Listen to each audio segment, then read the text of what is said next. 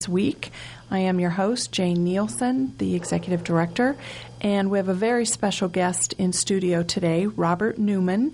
And Robert will tell us a little bit more about his affiliations, but he's very well known, I'm sure, in the blind and visually impaired community here in Nebraska.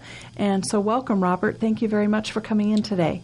Well, thanks very much, Jane, for giving me this opportunity, because I bet there are some people that would be listening to this at whenever it's going to be aired that may actually we've met, because over a period of almost 40 years I worked for the Commission for the Blind and Visually Impaired, and I signed up many people for Radio Talking Book from its earliest days when Dick Parker was the executive director. He was the first guy, and I think I've known every other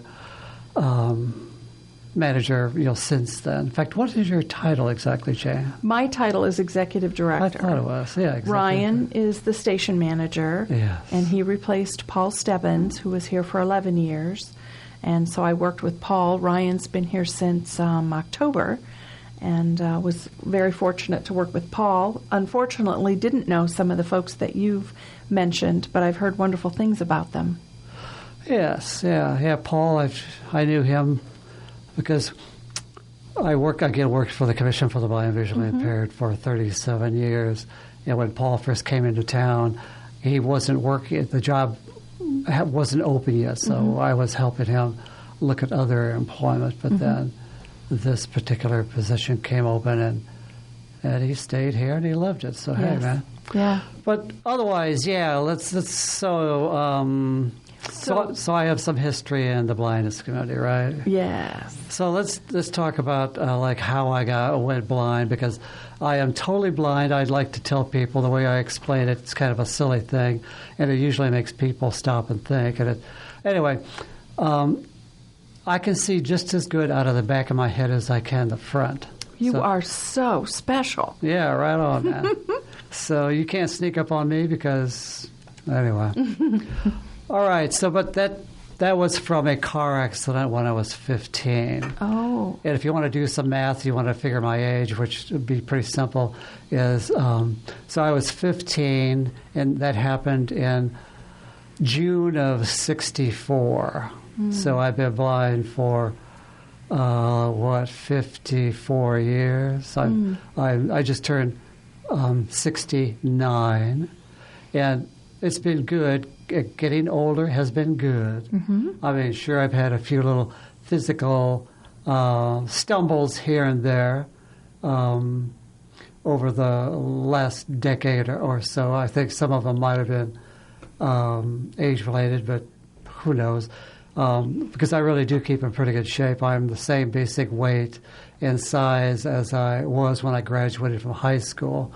So I definitely do pay attention to what I intake and balance it out with what I am able to put out in terms of energy and burning off calories and that whole thing. But so, yeah. Do you work out? Because you are very fit.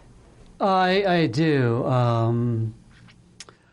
So a couple things I do every day is I do a lot of isometrics in terms of pushing against walls or sitting in a chair and making my stomach muscles and buttock muscles, do all kinds of crunches. I do all kinds of little contortions.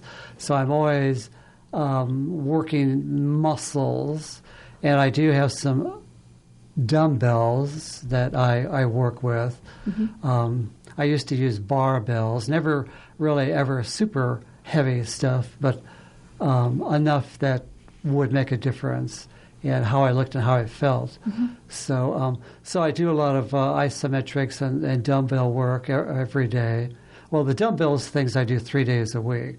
I don't do those every day, but the little crunch things I do, especially if I'm sitting and watching TV, it helps me to keep alert because sometimes TV doesn't really catch my attention. So my consciousness goes elsewhere, as in maybe fall asleep, maybe. Yeah. Okay. And then my wife and I walk a lot, so we do that outside. Plus, I'll do it on our treadmill, down the basement. So exercise is something I started when I was a senior in high school, and I've never quit.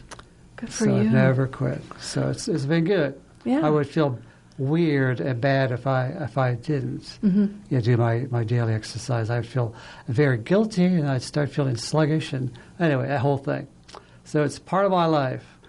So yeah, totally blind. So that means that happened 8 days into summer vacation in '64.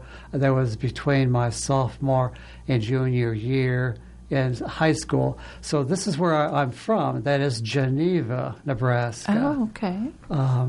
In fact, some of you that are listening, you might remember, especially if you're a female, that maybe you were once or twice when you were younger threatened by your parents that if you don't behave yourself, you're going to get sent to Geneva because that's where the girls' training school was. That's what they called it back then.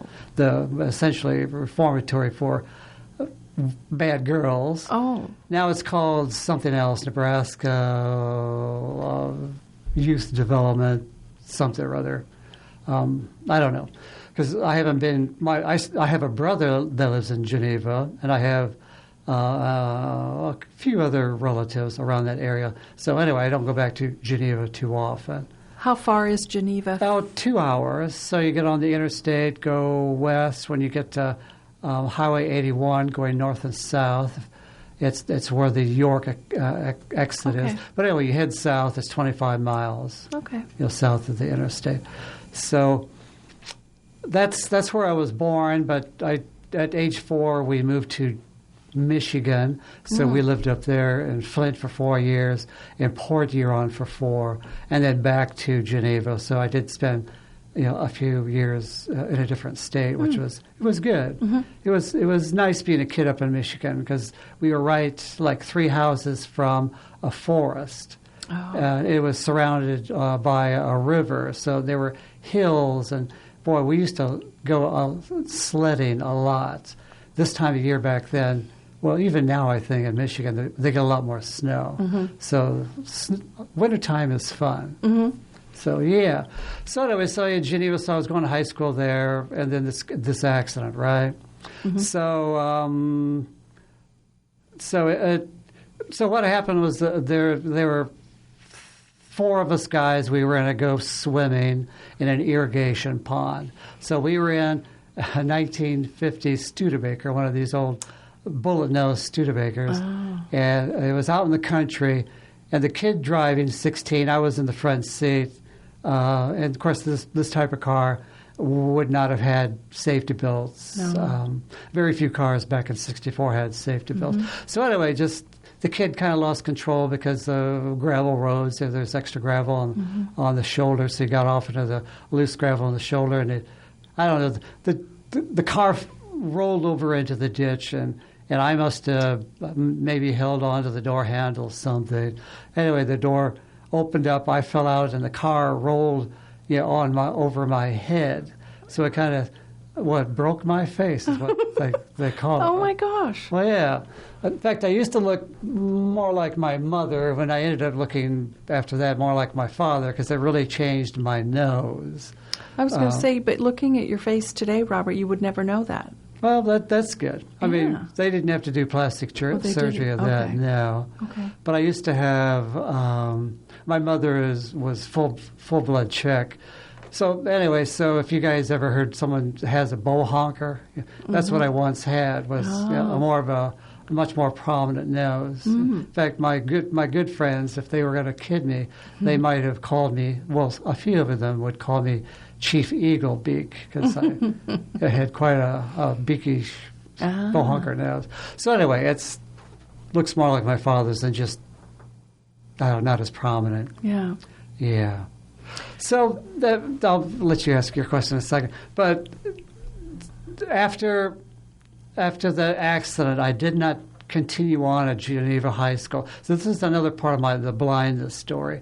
So I was shipped off to Nebraska City, the School for the Visually Handicapped. That's where blind kids went when they needed to learn blindness skills, or their school district did not feel they could manage having a blind kid, in the school system. Mm-hmm. So I went there that first year to get blindness skills. I was in cane travel, Braille, and other just independence types of things. Mm-hmm. I learned to iron when I was there. I learned to cook, all that sort of thing. And I always was handy with tools, so I got refamiliarized, you might say, with just doing them non-visual, mm-hmm. From table saws to hammering nails and drilling holes and painting, all that kind of stuff. Mm-hmm. So, and as a homeowner, as I've been since 1975, I've used a lot of those kinds of skills. But anyway, so I was at that school for 3 years. It essentially put me behind a year, mm-hmm. Because that first year was more learning the blindness stuff. I didn't take as many academic credits, I guess is what you would call it. Mm-hmm. So I finished my high school at the School for the Visually Handicapped there in Nebraska City. Then just continue the story a little tiny bit. After high school, I wasn't ready to go to college. I'm not even sure I was thinking about it at the time. A couple of guys that graduated just prior to when I did I would have got out in 66, but I got out in 67. So anyway, I went down and took massage training. Mm. So I learned to be a massage therapist. I went to Kansas City, Missouri for that. And that was 6 months. And then from there, I took a job in a YMCA in Covington, Kentucky. So off to Covington, Kentucky. I lived in the Y, and there were 2 other blind guys. They were also massage therapists there. So lived in the Y, ate all my meals at local restaurants. I did eat most of my lunches at the Y because they had a nice dining facility there. But, ate out in the morning, ate out at noon, ate out in the evening. And I did that for 2 years and 2 months. And that by that time, I realized that I did not want to be a massage therapist forever. Mm-hmm. They don't really make a whole lot of money. And I was feeling pretty more confident, you might say, with myself. So there were some members of that men's health club that kind of took me under their wing, and they encouraged me to go to college. So that's what I did. As I came back to Nebraska, I started at UNO in the fall of 1970. And at the end of the year of 73, in December, so that was 3.5 years. So I graduated, in 3.5 years because I just went to school all year round. Mm-hmm. Is what I did. So, and then I came out with a teaching degree and especially with. Well, back then it was just called the mentally handicapped, mm-hmm. The mental retardation. So I came out with that type of certification. But my intent was to work with the blind. But I didn't come to that until I was 2 years into college. So, but by the time I was nearing completion of school through vocational counseling from my rehabilitation counselor from the then Services for the Visually Impaired, was basically encouraged to maybe consider working in rehabilitation of the blind. So that made sense to me because my initial struggles with blindness weren't fun, mm-hmm. because at the School for the Blind then they really didn't have any kind of counseling. They just basically, you're a student amongst, I think the first year I went, there were 88 students from grades kindergarten on up through high school. So I learned what the pecking order was mm-hmm. there. If the more sight you had, the more privileges you had on one hand, plus the more other people thought they had something on you if they had some sight. See? So anyway, so when I came out of there, I really wasn't as comfortable in the sighted world because I was really more used to being in that sheltered environment, where again, if you had a little bit of vision, you could go off the campus by yourself, but if you're totally blind, they wouldn't let you go by yourself. Could you go off with someone that had a little bit of sight? Yeah, sure. Okay. Sure, because we would take advantage of just getting the heck out of there. Yeah. It was the people were nice, but they were just kind of, that was the mindset, I think, in a lot of schools for the blind back then. They just felt very protective, and they weren't very progressive in what people really could do if they had the opportunity, and maybe had a little push to do. Because being blind really is not as tough as most people think. That's something you got to learn, because believe me, I went into there ignorant about blindness. At least I didn't have many experiences with blind people. I'd seen a couple of people begging on the streets in Lincoln. I remember one episode of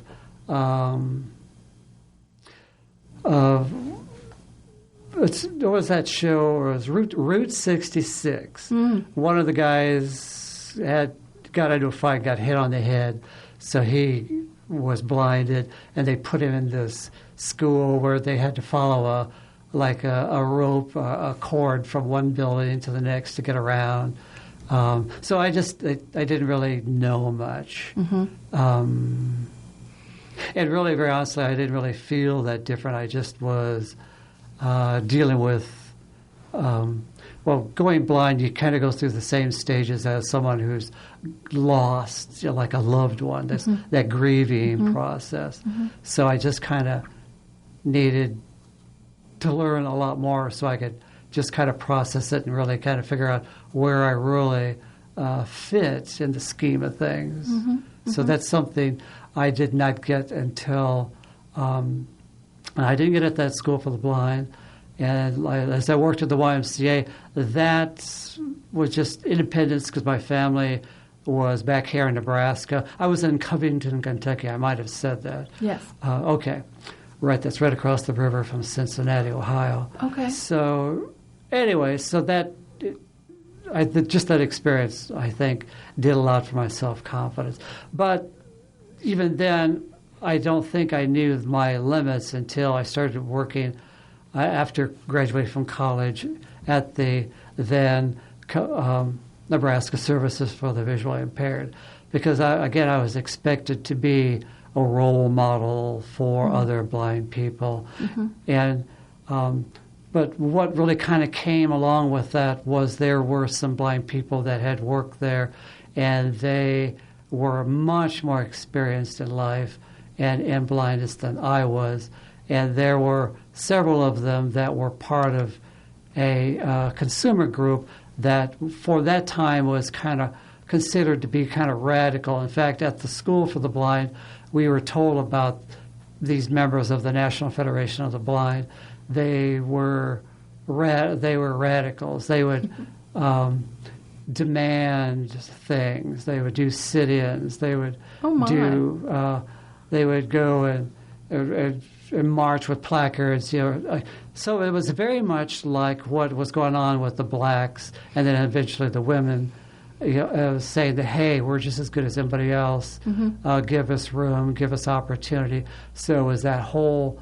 It was very much like a social movement. Part of the civil rights. Yes, it was very much extension of that. It was. Yeah, they really followed that model. So that's again where, especially people in the schools for the blind and rehab agencies, because when I started working at that agency. There was a director then that had been there for a while, and he was not real progressive. In fact, most of the clients they worked with back then a lot of them were like, a truck driver who needed cataract extraction. So it really wasn't rehabilitation. It was more like health care. And the totally blind were, very few of them were going to college, and they just weren't getting a whole lot. So that's, again, where even here in this, so I'm also a member of the National Federation of the Blind, but I'm just, again, telling you where you can learn things. In fact, I'll be talking about the senior division of the National Federation of the Blind here pretty quick, because I'm the president of that here in Nebraska. So those of you guys that are listening to right now, this is an organization that you might want to just dial into one of our phone calls. I'll tell you what that number is later, and I'll tell you what we do on them later. But if you just want to learn something more about what some other people have learned recently and or just down the road the last part of their life after blindness came into their lives. Because one thing is I learned as a vocational rehabilitation counselor, and one thing I just learned in general is the more you know about something, the better you can understand it and deal with it. So I'm talking about not only a job or a topic, but just life in general, especially if something has come into your life that's changed your outlook and what you're able to do. If your life's just been severely like disrailed, it feels like put on hold, ruined, all that kind of stuff.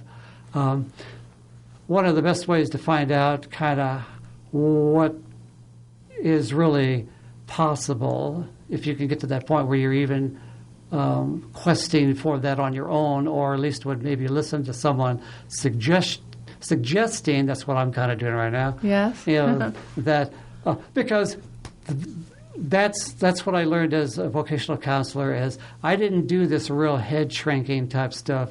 My style more was educating someone on what is still possible, and where you might think you're having a problem doing 100 things because you've lost significant vision, or you do not even have to lose all of it to become limited in some way. It could be that you have macular degeneration and all of a sudden you can't thread a needle anymore. So you maybe give up sewing. Or cooking starts to become a problem because it's hard to set the dial. And you realize that someday you'll have good eye days and bad eye days. So that starts to restrict you. You can only do some things, go some places, only on the days when the lighting is right. So that's where learning from people that have been there, walked down that path, then you can learn from them kind of what they've done and maybe even how they felt about it as they entered that whole process. Because, again, let's say there's 100 things you're having a problem with. Generally speaking, someone like myself would only need to teach you how to do maybe 10 or 15 of those things. And then you'll start getting the mindset as to how to think as a blind person needs to think, on how to use your other 4 senses along with your common sense. Because this is something I often say to people, that is, dealing with blindness, really, it's just more common sense than anything else. But of course, blindness and how people operate isn't common knowledge. But once you realize how to use your other senses to do things, then that's where your common sense learns to utilize these other senses, and then you work out alternative methods. Like when I thread a needle, I do it there's like 3 different ways I like to do it. One is I have a self-threading needle, which I like a lot. It's to me, it's just like putting a clothespin on a clothesline, because the self-threading needle, the top of the eye is opened, but it's pinched together, so it's like a notch. So you just put it on the thread and you push, and that thread will pop right into the eye. So, and of course, to be able to get the eye lined up so that you can get that notch right on it, if you roll the eye between your fingers, the eye part is flat up there, where the rest of the shaft of the needle is round. But up there, because that hole in there that makes that section up there flat.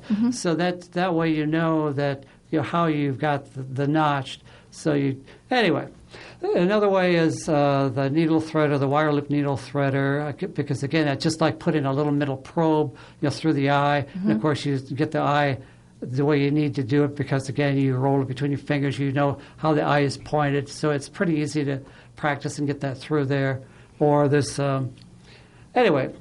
So there's always a way to do these things, but again, most people don't know. What's the third way? You said the third way that I like is there's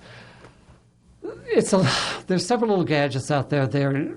I figured you were just going to say have your significant other thread it for you. Oh no, that's stuff you can do that too. Yeah, that'd be but number that's 4 really then. not really what you really need, because the more.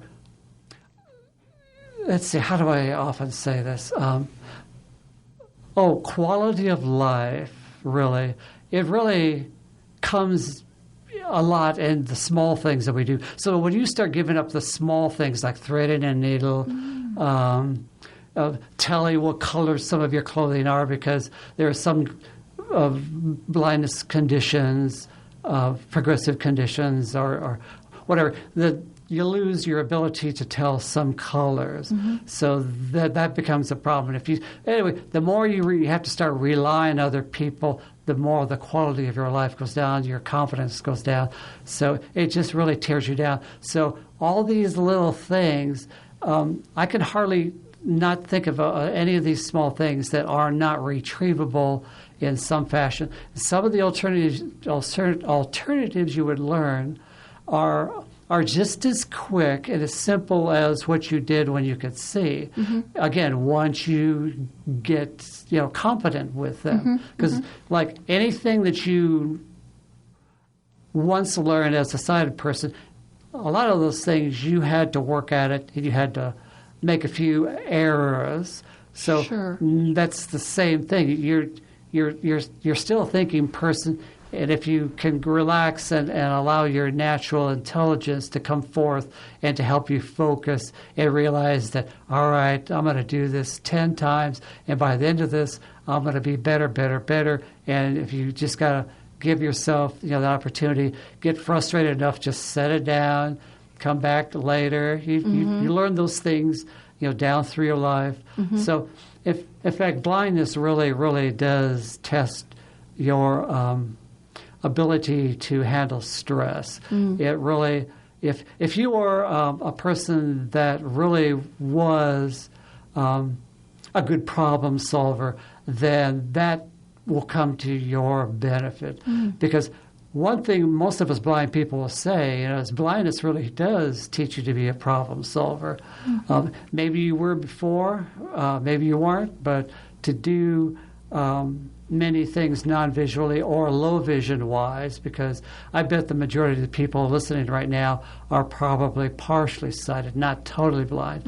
In fact, when I worked with in the rehabilitation, probably it was only like 1 out of 10 of my clients was totally blind. So a lot of them could still read print. They just maybe needed to have it closer to their face, or they had some field problems where they could maybe only see straight ahead, or the macular degeneration where you got to take your focus and kind of a little off center so that you can still see what you need to see. Of course, the more that it progresses, the harder it is to read. Magnification will work for a while. You got to have more light. You got to pay attention to contrast. There's just a lot of common sense things, like you cutting your meat at the dinner table, pouring liquids, frying an egg, all those things. It does not take eyesight to do that stuff. When I bought my house, I bought a house in 1975. That was before I was married in 1980. So I'm married, and we have one daughter. She's 31. She and her husband do not have children yet. They're working on that. They have a standard poodle, so he's kind of our our dog baby kid. Anyway, he's real sweet. Yeah. So where was I going with that? I don't know. I was so engrossed in what you were saying. But just again. Oh, you bought a house in 1975. Oh, yeah. Thank you. So yeah. So did you have to use a lot of the things that you learned how to do things when you were a homeowner? Yes, and that. So before I went blind, sure, I was a normal kid in a small town. In fact, my grandfather had a farm, so I would help on the farm. I had a horse. I was an FFA, Future Farmers of America. My grandfather had a dairy herd, a C grade. I'm not sure if it's called a grade, but it wasn't a real fancy. So anyway, my projects in FFA, they were Holstein heifers. I showed at the county fair. And then after I went blind, I didn't help on the farm like I once did, but I would still clean out the barn with a pitchfork. Muck the stalls. Yes, sure. Because what I did then, my grandfather had gotten rid of, he was no longer doing dairy. So I bought sheep. So I started raising sheep. And I joined FFA, 4-H. Because my high school, I went to the School for the Blind, and they did not have a chapter of the Future Farmers of America there. So I basically dropped out of FFA, but during the summer I was in 4-H. So I showed sheep at the county fair and the state fair. Yeah, so, but anyway, so after I went blind, I did still readily pick up mechanics type tools and or carpentry tools, and I received, I think I mentioned when I went to the School for the Blind, I did learn a thing or two more about power tools, because at my house we didn't have power tools, but at the school they had power tools. So I learned not to fear the handheld circular saws or the drills and all that sort of thing, which of course I use. Even yesterday I was using a handheld circular saw and a drill, because I'm making something at home out of wood in the basement. Right. Can I ask you a question? Yes. I want to go back, if you don't mind. I want to go back to your injury. When you were in the accident, did you damage your eyes then, or was it a head injury that caused the loss of vision?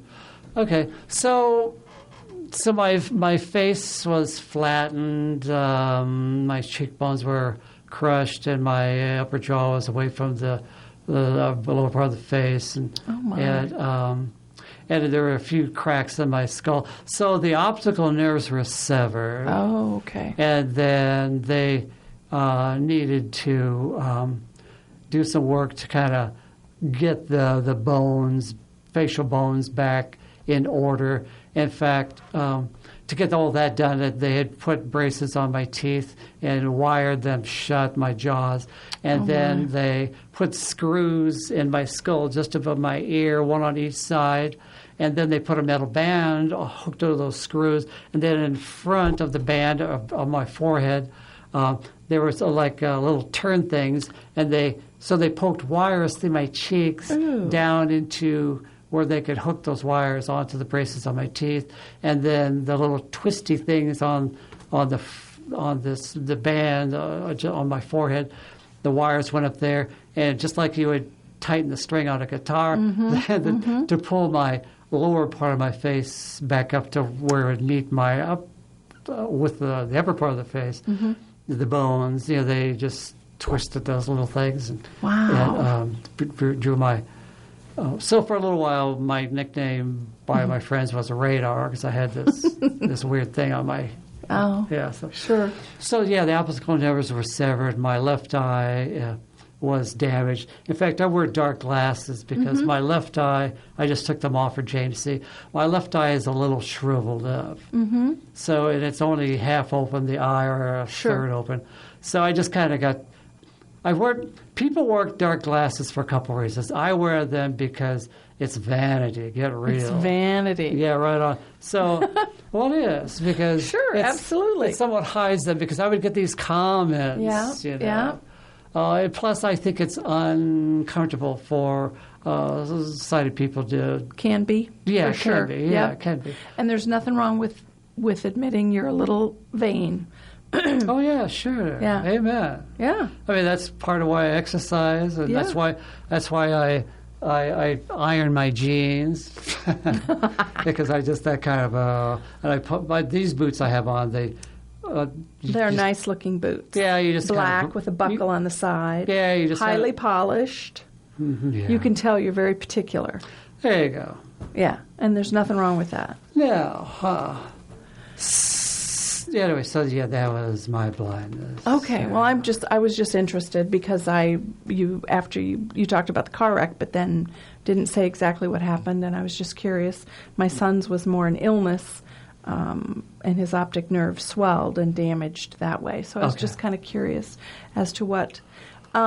Did you struggle with depression then, Robert, the years you were at the School for the Blind? Oh, yeah, sure, yeah, sure. I did, yeah, but I probably didn't really recognize what it was. I just was angry a lot. And sad. Sad. I didn't want to go home on the weekends. You didn't? Yeah, sometimes I didn't. Yeah? Yeah, sometimes I just wanted to kind of hide away. Sure. So, was it hard with your friends? Yeah, sure. Were they uncomfortable? Didn't know what to say or do, or? That's kind of the general reaction to...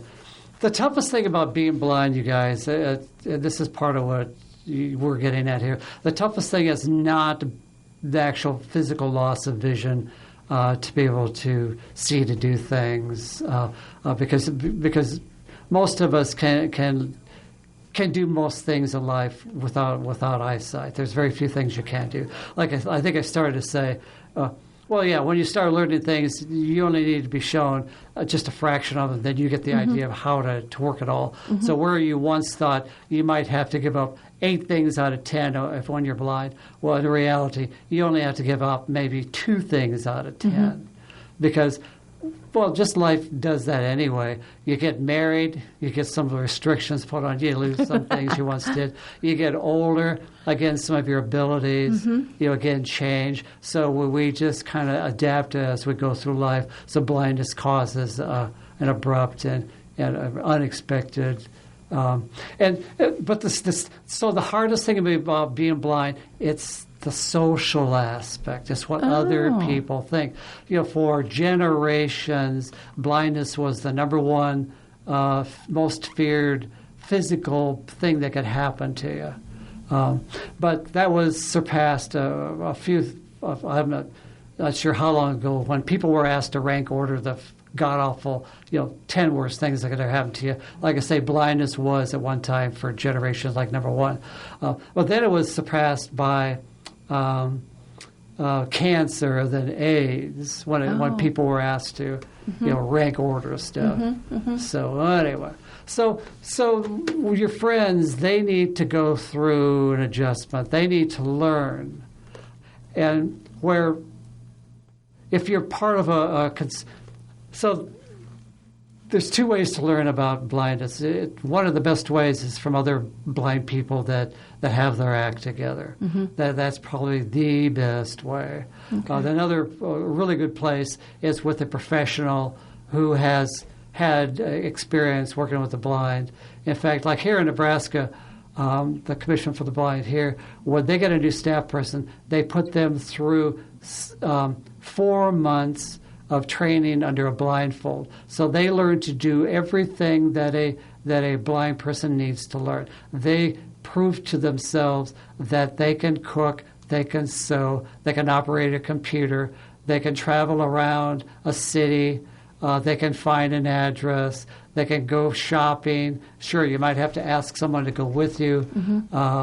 But, so anyway, so that... So the sighted staff person for the commission, they go through that training. That is amazing. Yeah, not every Services for the Blind across the country does that, but Nebraska is probably one of maybe 8 states that do that. Well, then they can know exactly the people that they're working with, what they're going through. Yeah, they don't know what it's like to be blind, but they know how to function non-visually. Sure. They are believers. So, yeah. Interesting. Yeah. But so what I'm saying is where the blind person will have an opportunity to learn these things. There's no one else. There's no one working with their family. Normally, there isn't. Sure, if you're working with a counselor, sometimes a good counselor will get the family together and say, all right, let's have a little family counseling here. This is what's happening. Here's the reality of blindness. It's going to probably be different than what you think. But I'll tell you because I always told people, we had good news for people. That you can still live, you can still go to school, you can still work, you can still paint the house, you can still do all kinds of, you can still have fun, you can still travel, you can do all kinds of stuff. Have relationships and get married and have kids. So what normally happens is, again, the newly blinded person, they find out pretty quick who their real friends are. And that it's kind of almost unfair to say that, because that probably means your closest friends will come to you even though they're uncomfortable, they don't know what to say. They might even say, I don't know what to say, I'm not sure what to help you, but hey, I'm still here for you. Right. So those kinds will always be there. But you might have other friends who aren't so close, and they are feeling uncomfortable. So what do most people do when they don't know what to do around someone who's different? They just stay away. They just stay away. Very true. Very there true. You go. Yeah, exactly. And like you said, it can go through if you've got a family member with cancer or a friend that's suffered a great loss or gone through a divorce. Same thing. You're going to have friends and family that stick by you even though they don't know what to say, and those that stay away because they don't. And that's too bad. There's a commercial that I see it, and all of us have seen this on TV. It's the commercial where talking about getting ready for retirement, and it's because most people won't talk about it, they don't deal with it. So what's worse than talking about it or hard about talking about retirement? It's not talking about it. Right. Same thing with a disability. If you don't talk about it, boy, you're not going to learn a darn thing. Yeah. And what you're going to learn, of course, is that this is manageable. And most people do really well at managing it. It only takes a matter of weeks before you start feeling a difference. And it's only a matter of a few months before if you work on all these skills, that you can be really good again at your own independence. So, Well, so tell me more about the senior division, because you're right, the majority of our listeners are seniors. And so tell me more about that organization within the NFB. All right, so it's a consumer group of the blind. It's like a civil rights group. That's definitely how they operated very strongly in the 60s, for real. And there are more than one consumer group. There's another one that's nationwide, the National Federation of the Blind. It's been around since 1941. In fact, it was the very first ever, where all these people got out and they covered the country, and they got people in every state. So there are affiliates, chapters in every state in this union of ours. Nebraska, we have a chapter here in Omaha.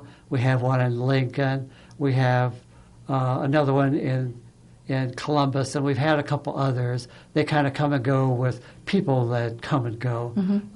So there's the National Federation of the Blind often say they have 50,000 members. I'm not so sure that's so true, but they have tens of thousands of members for sure.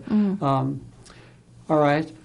But again, that was the first time that there was a nationwide gathering of people to fight for the rights of the blind. That was the first time there was ever a disabled group that got together and became that widespread and became a national force. Because, right away they had someone they would go lobby for things on a national level.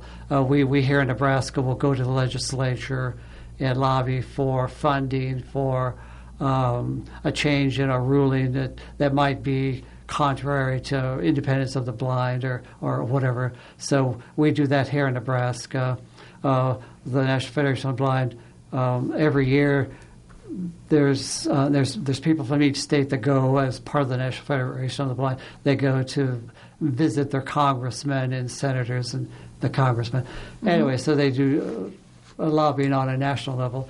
So with this national organization with affiliates in each state, within this group, of course, of the people, there are people that have specific interests, and they have some groups have specific needs because of the group that they belong. So, for example, we're talking about a senior division. All right, so the people in the senior division are, generally speaking, over age 55. All right, so, but there's also a students division that's for high school and college students or adults who are still going to school. So again, that's a specialized group that exists here in Nebraska. There's an affiliate level division.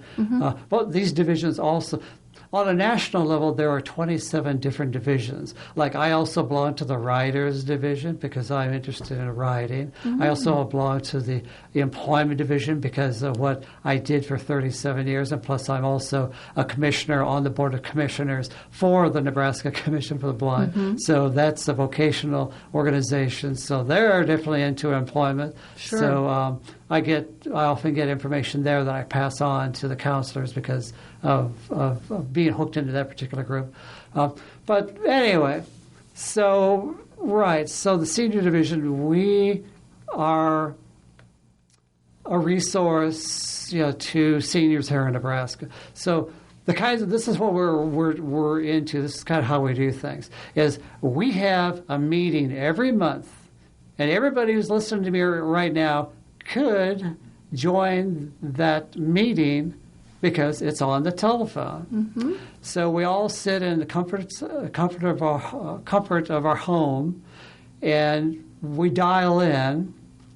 And if you don't know how to dial a phone because your vision doesn't allow you to do that visually, even though you really could learn to do it. In fact, I could teach you. But what we do is, so anyway, if you, all right, let's just talk.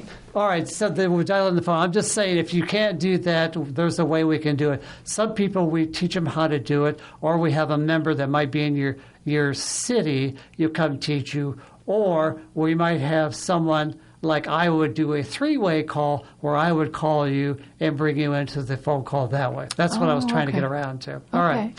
So we meet once a month by phone, and it's the second Monday of the month. So every month, second Monday at 7 o'clock p.m., that's Central Time. So if you're out west of North Platte, that's where the time change. That's where Mountain Time starts, just outside of North Platte. So we have people in Lexington. We have Scottsbluff. We just right now we have 15 active members. Again, every year there's always new people come in, new people going out, and there are, I know, dozens, if not hundreds, of other people out there that just haven't heard about this opportunity. So this is your first chance to get it, because I'm sure there will be some others that will come up where this whole senior division will come out. So we get on the phone. What's the number before I forget to write it down? All right, very nice. It's all right. And it's not a toll-free number. So if you have a cell phone, that's one thing, because that toll-free long-distance numbers really don't cost anything different than just a dial-in thing. But long-distance really isn't so expensive as it once was. All right, so it's 712-451-0011. And that's freeconferencecall.com is what you're dialing into. So this little lady robot voice, well, it's pretty human-like, will say, welcome to freeconferencecall.com. Then she might say something, but she's going to ask you to input your access code. So, all right, so that is 345-154, then the pound key. That's just to the right of the 0 key. Okay. And what's beautiful about the telephones, no matter which phone you pick up, there's a little dot on the 5. So that's a reference point.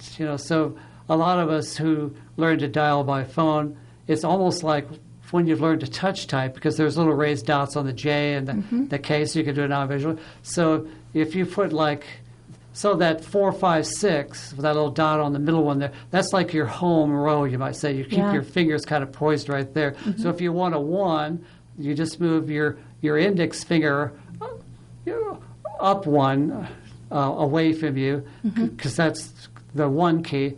And if you want a 6, of course, you would be your ring finger, because that's the one that's on that side of the, that's that column of dots. And it's just, if you want to get a 7, it's just your index finger down to the 7. So a lot of us just learn that, just put those fingers right over top that home row, and just practice until you can do it punching those keys. Or you can do it any other way, because those buttons never move. They're always in the same place. So you don't have to have a big number phone. I mean, after all, you don't need to be punching it with your elbow. So anyway. You're a natural teacher, but of course you did that for a long time too. But you just move into that role very easily. Yeah. So, and of course, it's a meeting, so we always have to go through the minutes, and we have to do a little treasurer's report. We try to go through that as quick as we can. And then we always have a topic, or the topic might be a special guest. In fact, our special guest last month was Mr. Ron Osentowski, the program manager here, that guy that has that great voice that you'll hear introducing programs and talking to you. So he's a guy that I've known since he was 5. Anyway. All right, so then... So that's your senior call, so we can encourage people to do that. And it lasts an hour and a half. Hour and a half, okay. Yes. 90 minutes. Yes, 90 minutes. Okay. An hour just isn't always quite enough, so we tacked on that extra 30 minutes. That's very cool. Yeah, it is good. What are some other things that the NFB does here in Nebraska? Okay. Probably one of the biggest things is, again, we try to educate our communities. So we will do some community outreach, like we will take some of the literature that we have, and we'll take it to the ophthalmologist offices. We'll also, at times, go give talks at some of the retirement centers, or meal sites, or college classrooms, trying to maybe help some teachers or doctors that soon are going to be finishing their schooling and going out doing their professional work, because they need to know how to deal with the blind, because in general they don't have books on it, so they best learn it by bringing someone in that, again, has some knowledge and can demonstrate some things, and just push, again, information, because the best way I say is to help someone learn to deal with blindness is to teach them what it really is, and it's doable, because most things can be done non-visually. Yeah, that is true. Yeah, right. In fact, sighted people do a lot of things non-visually now. you don't always turn on the light when you get up and go to the bathroom. That's true. You don't always have to look at when you're shaving, or just a lot of things. Mm-hmm. When you're monitoring what the kids are doing, probably the first thing you're doing is you're listening. Mm-hmm. Oh, they're too quiet. I better go see what's going on. Exactly. Anyway, something. When you talked about doing a task and using your other senses and doing something over and over until you get it right, this weekend I was trying to get a light bulb apparatus out of a ceramic thing that glowed. It's a Christmas thing. It's a nativity, and it had this cord with this bulb, and the bulb was burnt out. Okay. And I couldn't get the thing out of the base. It had a tong thing that you squeezed apart to get it out. And I worked and worked and worked, and I was getting very frustrated. I don't have a lot of patience. And I did put it aside and came back to it. And I don't know why I did this, but I shut my eyes and tried to feel it instead of just looking at it and willing it to come out of there. And it did take me a long, long time, but I did finally get it. Okay. And when you were describing the sewing and how to thread a needle, it made me think of that. And I thought you are so right on about learning to do something or learning a different way to do something. And we do probably do it all the time, whether we're sighted or not, when we're trying to accomplish something or get something right or get something done. I shouldn't say get something right, but get it done. It's always pretty funny when some people, when they first are around a blind person, they'll want to watch kind of what words they use, like someone will ask, well, what did you listen to a show last night? Did you something good on TV? Did you listen to TV? You know, so they won't use words like watch or see. Or did you see this or look at this? And what I usually will say is, hey, when you go look at a used car, you don't just stand back and look at it, do you? So you got to get in, you got to see how it rides, if it has a funny smell. People are always feeling the texture of the upholstery. So you just, same thing when a sighted person says, here, look at this, and they hand you something. Well, sure, you're eyeballing it, but the fact that they handed it to you, right there, your hands are on it, the weight, the texture, it might have some sound or whatever. So just looking at something is a multi-sensual, multi-sensory type of action. You rarely just look at it, you know. You're describing me to a T when I started this job. My son's been legally blind for a number of years, but he's not active in the blind community that much. He works at Outlook, Nebraska, but so a lot of those things were new to me. And when I was first around Paul, I did that exact same thing. I would use the word watch or see or look, and I'd think, oh, I can't say that to him. He can't see. So, the sighted people are probably worse at getting used to it than the blind people, maybe. Yeah. As far as the relationship goes with somebody. You know, what's really interesting is when someone will refer to something as being hopefully I'll get this phrase right, one of the world's best kept secrets.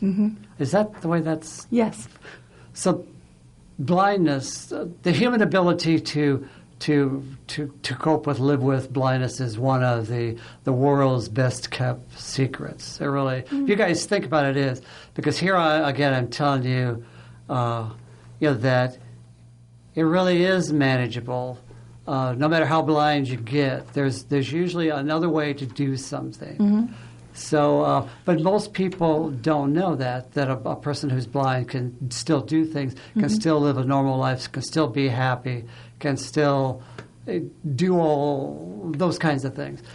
Lead a fulfilling life. Exactly. What is the phrase you use that describes doing, like I'm sighted, but doing something? It's the phrase you use to describe like a sighted person learning to do the things at the commission when they're blind. Well, they don't know what it's like to be blind, but they know how to function non-visually. Function non-visually, that's it. Yeah, function non-visually, yes. Yeah. Function non-visually. Another thing, That to me seems like an important phrase. it is. In fact, so many times we humans just kind of, in our attitudes and the way we act on some human conditions is so many times the human race gets shortchanged, in terms of, well, don't think less of me just because I'm blind. Don't shortchange me on life here because it's just not true. Mm-hmm. On that note, we have been talking for an hour, You're Robert. kidding. No, I'm not. Oh, that's fun. So we will have to have you come back again, and I can see us doing some kind of teaching class or something to help not only the blind but the sighted people function non-visually. So will you come back again? Yes. All right. Awesome. And people, if you want to just get onto one of our calls, these are the kind of conversations we have in our calls. So educational, it's good stuff. Sounds good. Well, thank you very much, Robert Newman, for coming in. Yes, ma'am. And this has been Community Conversations for this week. Good afternoon.